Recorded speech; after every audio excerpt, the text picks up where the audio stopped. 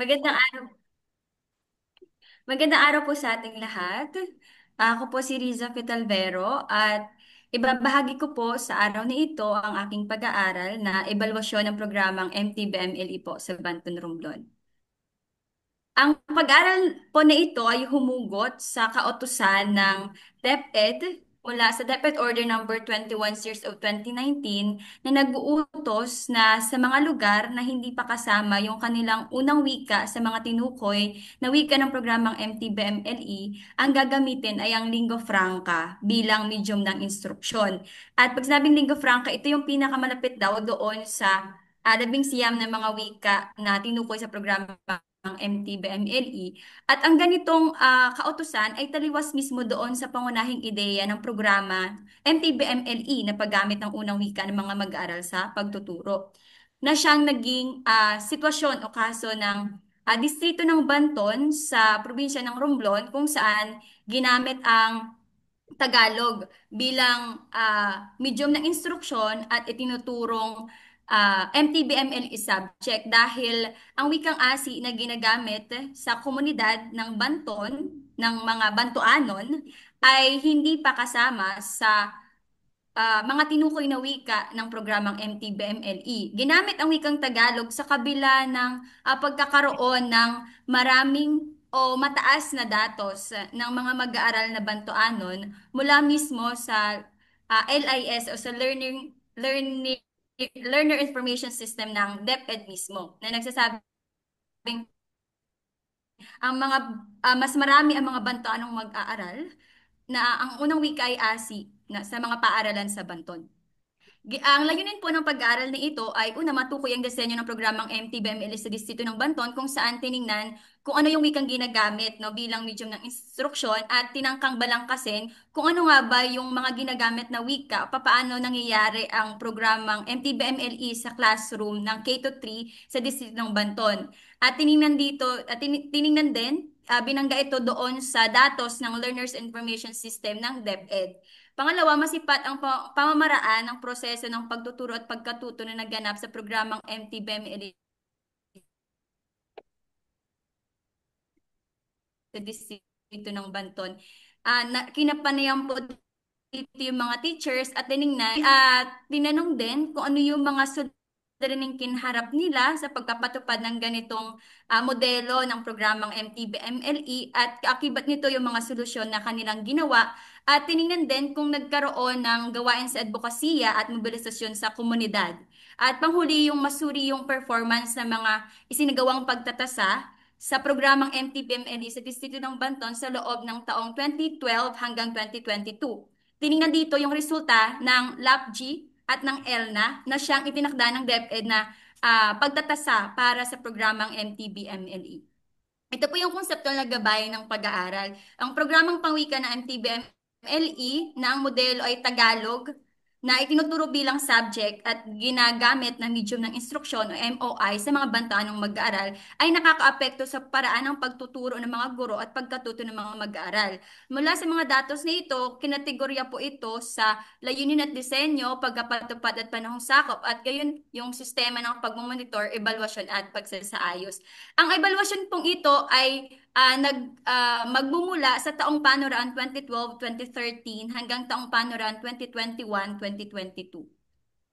Mula sa mga datos po na nakalap, pinipresenta po ito sa bawat area na tinukoy kanina at para po sa layunin at disenyo upang matukoy ang status ng wikang Tagalog bilang medium ng instruksyon, ikinategorya ko po ito sa bago, habang at pagkatapos. Sa bago po, nakita na may pagkakalantad sa wikang Tagalog ang mga mag-aaral dulot ng teknolohiya, halimbawa po yung social media, particular po din yung Facebook at gayon din po ng TV at ng kapaligiran dahil karamihan po ng mga magulang din ay pinipili na ituro ang Tagalog sa mga bata sa halip na wikang ASI.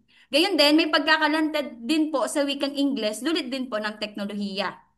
Sa habang naman po nakita na ginagamit din ang wikang ASI upang mas maunawaan at makaugnay sa mga aralin, ang mga mag-aaral.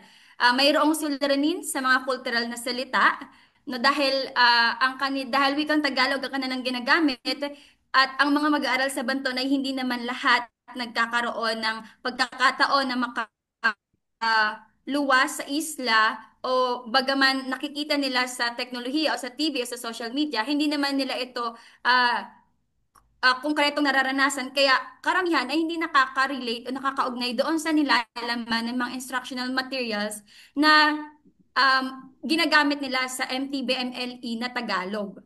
At mas nakita din na mas natututo ng wikang Tagalog ang mga mag-aaral.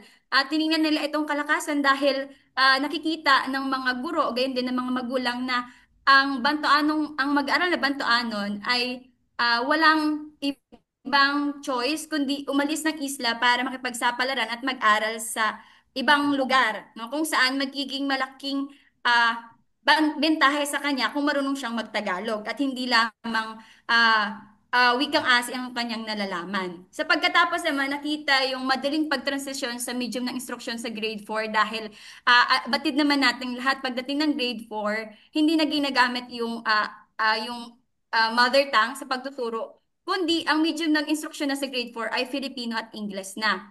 Nakita naman na suliranin ang mga technical na salita sa mga subject ng mathematics at science. Kasi sa grade 1 at grade 3, ginagamit tinuturo ito sa wikang Tagalog. Pagdating ng grade 4, dahil English na nahihirapan o nalilito yung mga mag-aaral. Sa panahong sa pagkapatupad naman, nakapagtala ng mga suliranin na 5 sa una yung at pinakamataas no na naging datos no na nabanggit ng mga guro, ito yung suliranin ng pag-uulit ng mga aralin ng MTBML subject na Tagalog at ng subject na Filipino dahil ulit-ulit lamang yung mga aralin particular sa grammar at ito ay nagiging or tinatawag nila na dagdag trabaho lamang, higit lalo yung mga teachers na nasa bukid dahil karamihan sa kanila ay humahawak ng multigrade.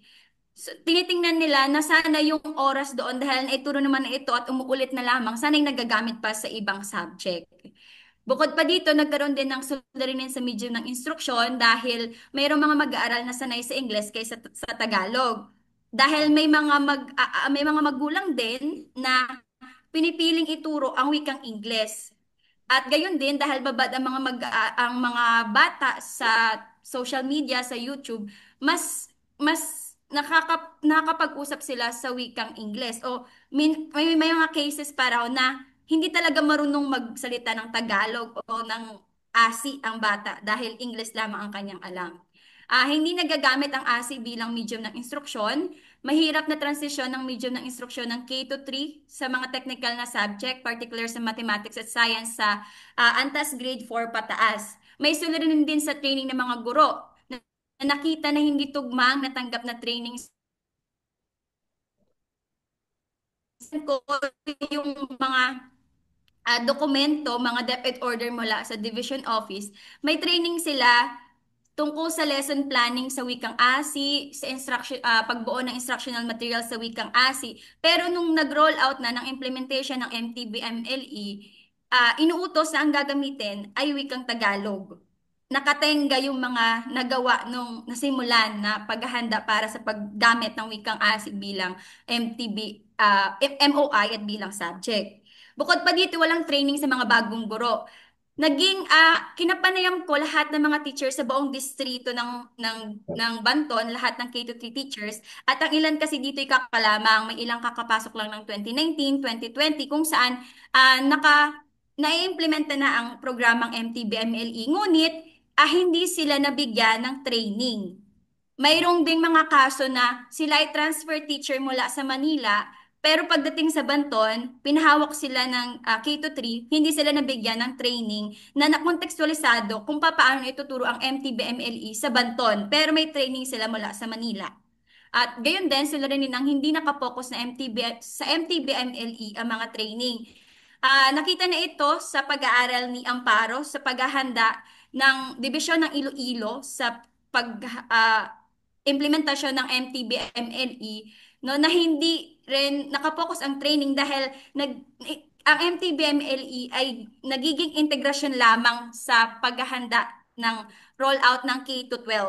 Gayon din yung nangyari sa division ng Romblon. May suliranin din po sa instructional na mga materyales. May kakulangan sa mga supplementar na materyales, particular sa mga storybooks sa kinder. Gayon din, hindi kontekstualisado sa mga bantaanong mag-aaral ang nilalaman ng mga libro dahil ang mga libro ay nanggagaling sa regional office, binababa sa division office, papunta sa mga schools kung saan ito ay Tagalog.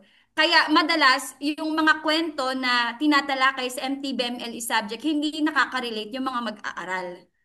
Bukod pa dito, hindi sapat na bilang ng mga libro. Teacher deployment, rin din po dahil may kaso po tayo, may datos na ang teacher sa K-3 ay hindi po katutubong bantuanon.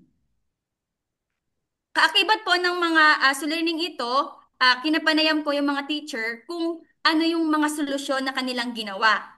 At ito po yung kanilang mga ginawa. Una, paggamit ng tatlong wika, yung salitan, Tagalog, si English, sa pagtuturo o mas tinatawag po natin technically na translanguaging, no? Ang ilan pong mga pamaraan na ginawa nila ay pagsasali ng mga di pamilyar o malalalim na salita sa ibang wika na nauunawaan ng bata.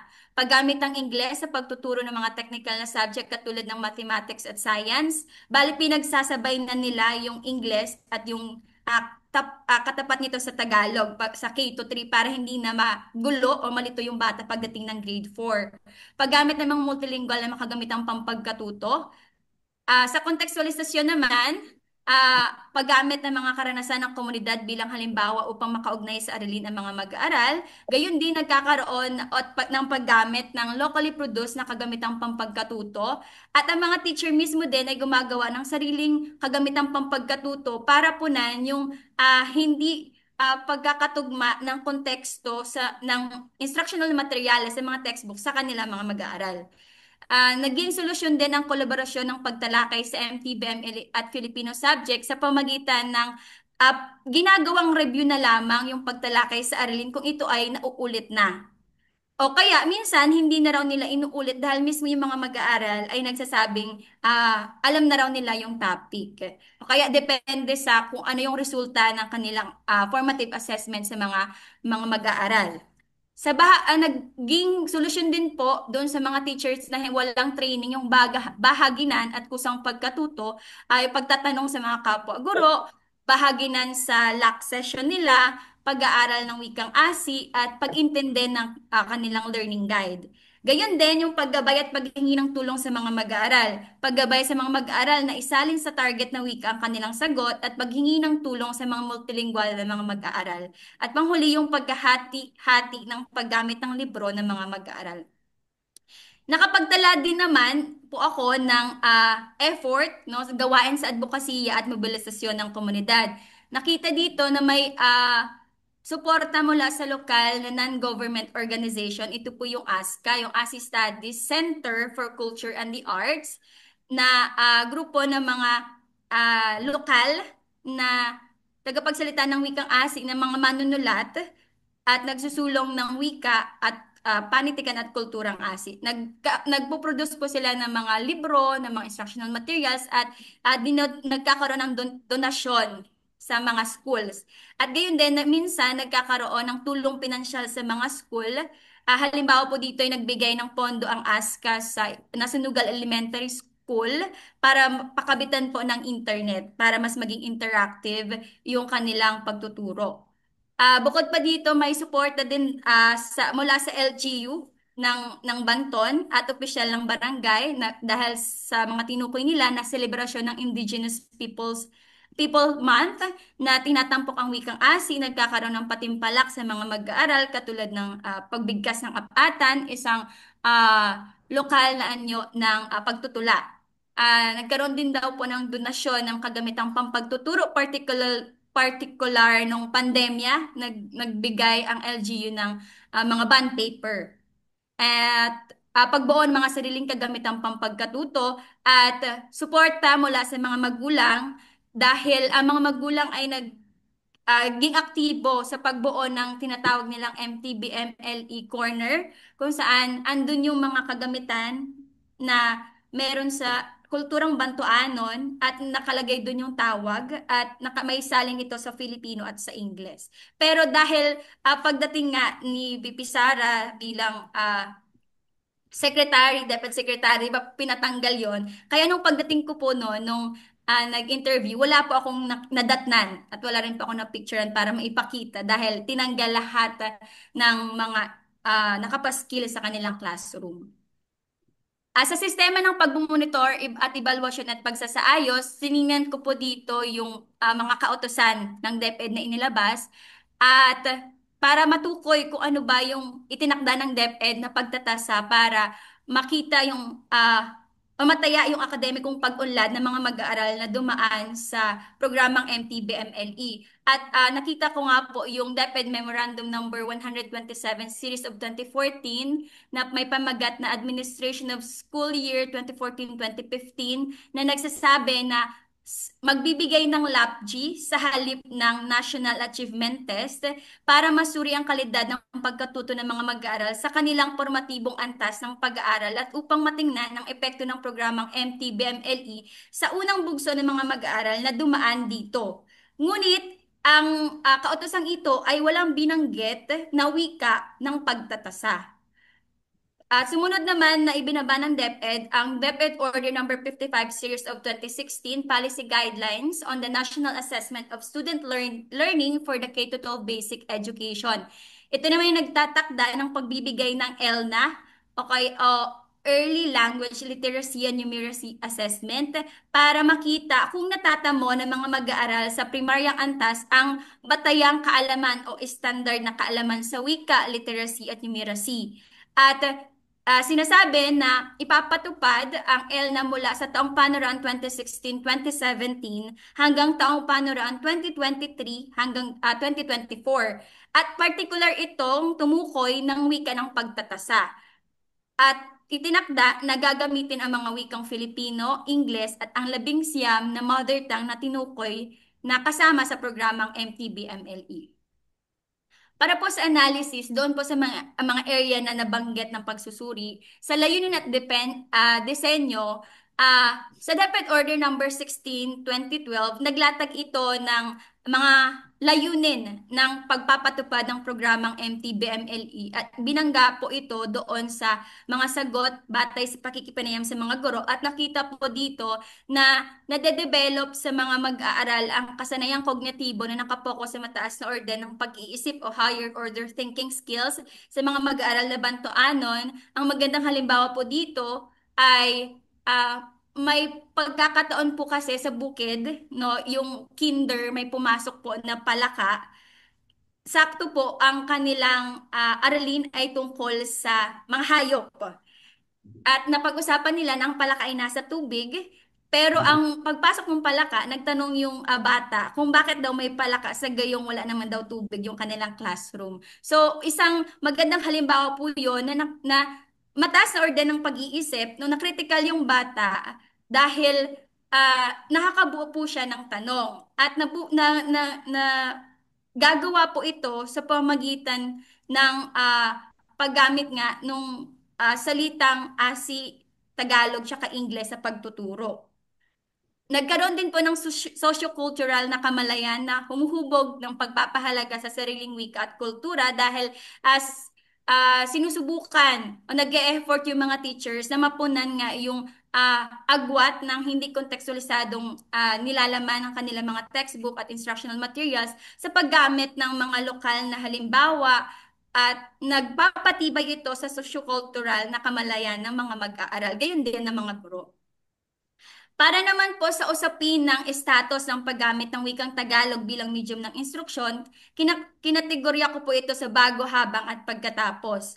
At litaw po sa bago na nakikita po na may pagkakalantad sa wikang Tagalog ang mga mag-aaral dulot ng teknolohiya at may pagkakalantad sa wikang Ingles na nagpapatunay na ang mga mag-aaral na bantoanan ay mga simultaneous bilinguals. Sa habang naman po, nakita na ang disenyo ng MTBMLE sa Banton ay one school, one class, multiple languages. At sa pagbabalangkas po ng wika na ginagamit sa pagtuturo sa K-3, nakita na mas madalas gamitin ang ASI o ang mother tongue at Tagalog. Nangangahulugan ang bilingualismo na mayroon ng mga bantaanong mag-aaral ay ASI plus Tagalog.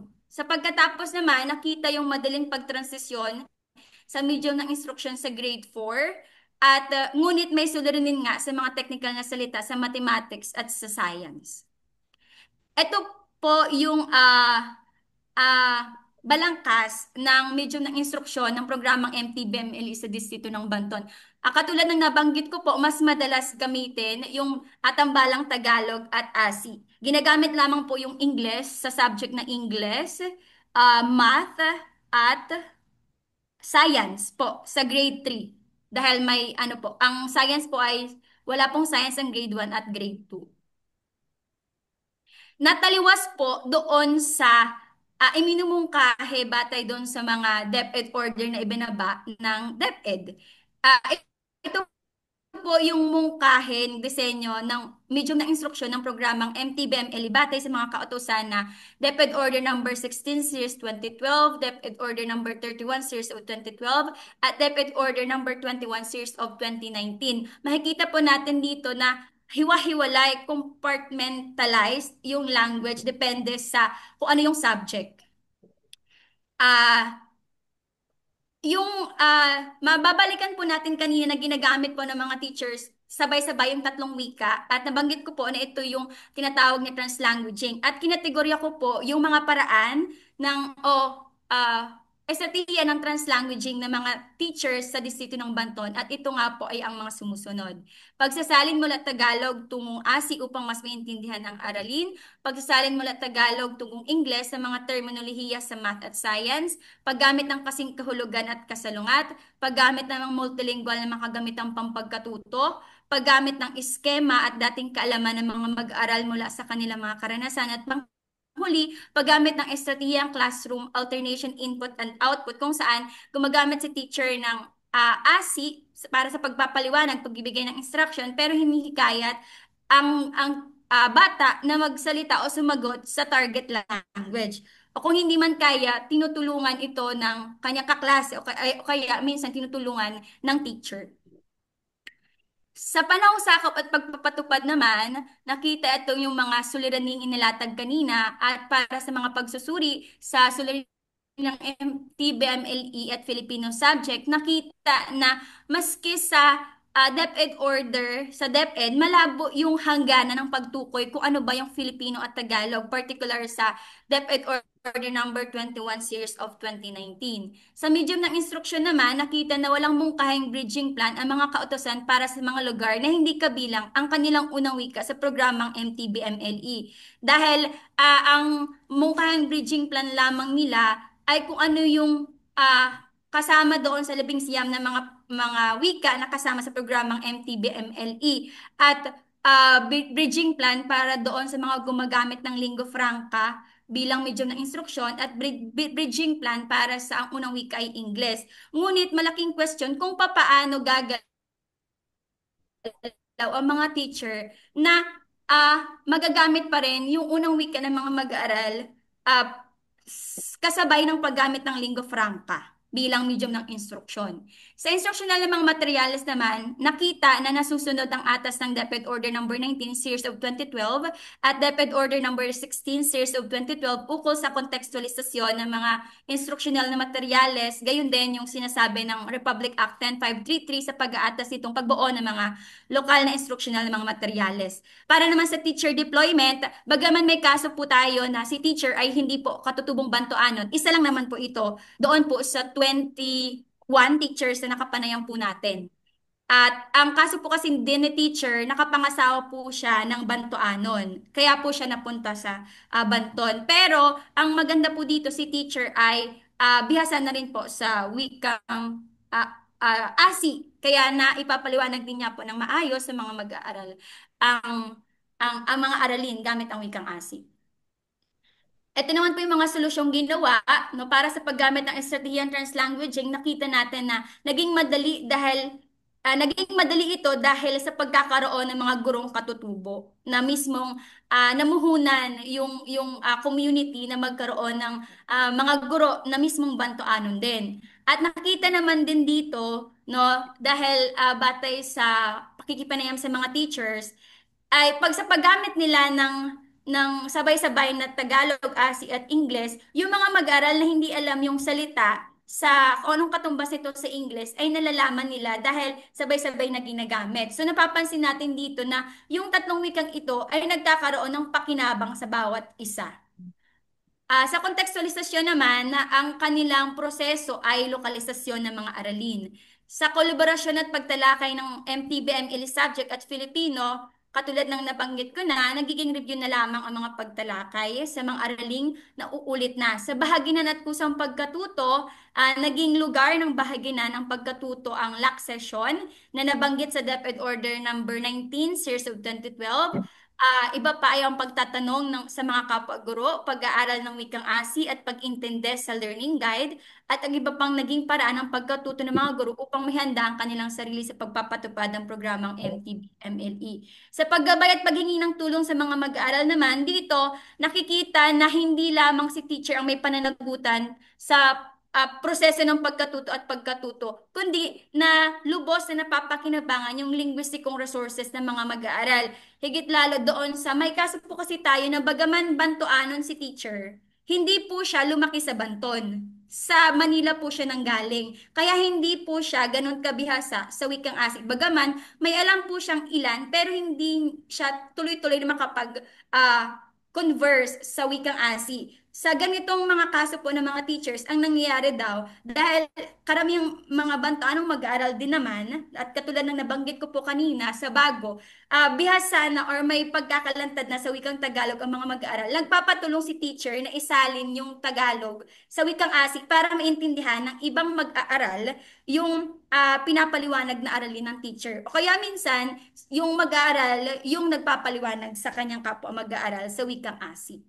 At panghuli yung paghahati ng paggamit ng libro ng mga mag-aaral. Ito lang naman po ay kaso ng isang school, yung Nasunugan Elementary School. Kasi ang nangyayari po, ang pagbigay po ng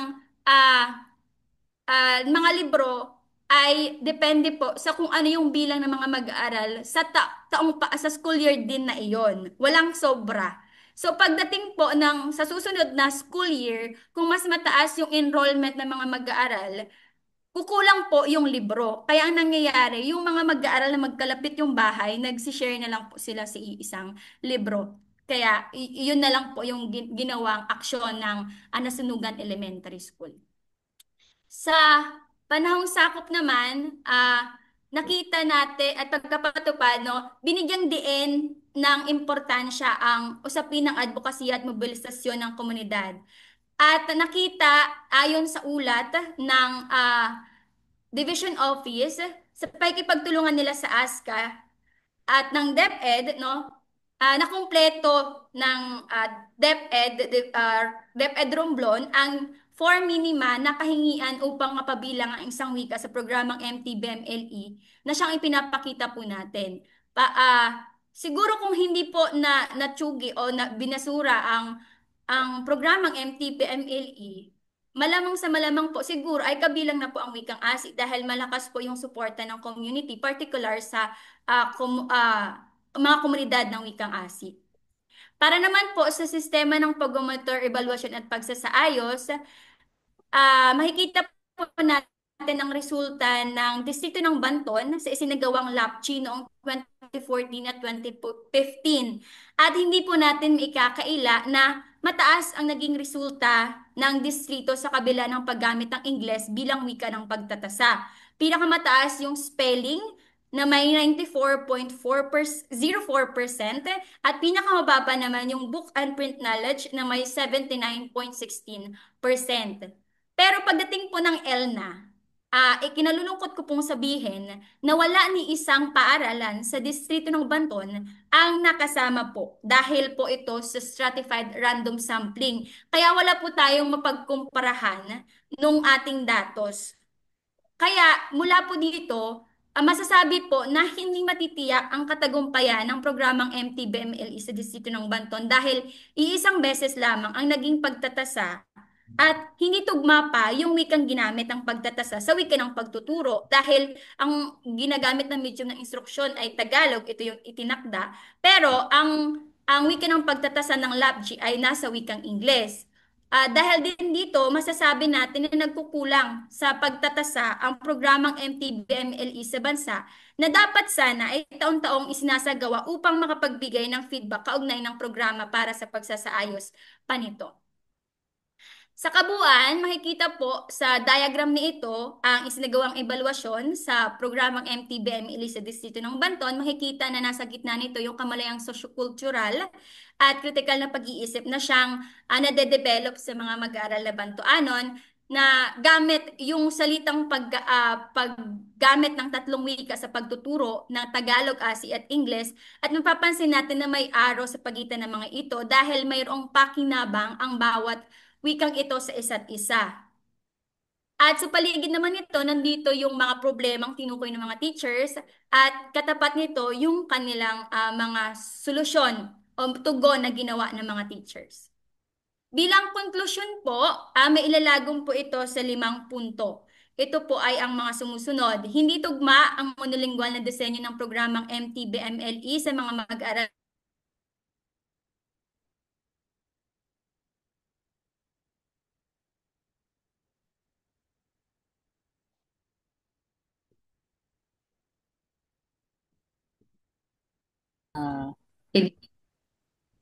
Sige po. Salamat po. Bilang conclusion po, mailalagang po ito sa 5 punto. Una, hindi tugma ang monolingual na disenyo ng programang MTBMLE sa mga mag-aaral na Bantoanon na maiuuri po natin na mga simultaneous bilinguals. Ikalawa, hindi isang daloy ang pakinabang sa pagkatuto ng wika, kundi maaaring maging bidirectional o gantihang pakinabang. Ikatlo, ang pagkakaroon ng lantad o yung tinatawag po natin na overt na patakaran na kumikilala sa paggamit ng unang wika sa pagtuturo ay humihikayat sa komunidad na payabungin ang kanilang sariling wika. At ikaapat, malaki ang papel na ginampanan ng mga guro sa pagtatagpo ng ipinapatupad na programang MTBMLE na Tagalog sa konteksto ng mga bantuanong mag-aaral. At panghuli, hindi lapat at sapat ang pagtatasang na isagawa sa programang MTBMLE sa distrito ng Banton dahilan upang walang maging basihan kung naging matagumpay o hindi matagumpay ang programa sa usapin ng akademikong pag-unlad ng mga mag-aaral. Doon po